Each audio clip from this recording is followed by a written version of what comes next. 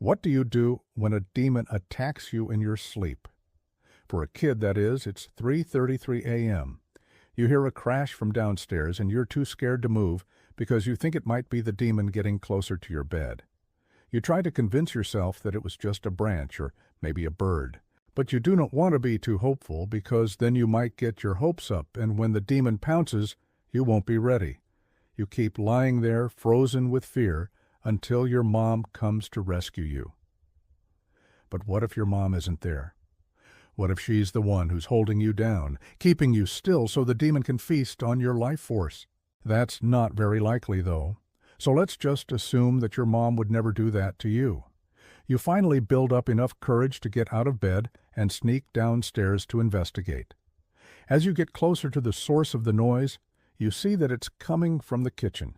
Maybe it really was just a branch.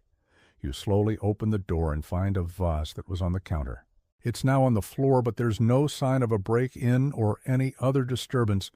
You must have imagined the whole thing. As you turn to leave, you see something in the corner of your eye. A dark figure seems to be watching you from the shadows by the refrigerator. Is it a person? Is it a demon? You run back upstairs and lock yourself in your room. You pull the covers over your head and bury yourself in your blankets. Even though you know it's irrational, you're terrified that the demon will crawl in and attack you while you sleep. You just want to disappear. But you know what? The more you try to fight it, the stronger the demon gets. If you want to survive this, you need a plan. You need to face the demon and fight back. But how do you fight an all-powerful demon? You could try crossing yourself or maybe saying a prayer, but those only work if you're a religious person. And you're not. You were an atheist before this nightmare started, and now you're pretty sure that demons aren't real. So fighting back with faith isn't going to work. The only weapon you have against the demon is the light. You turn on your bedside lamp, but the demon doesn't seem to care. You turn on every light in the room, but it's still not enough.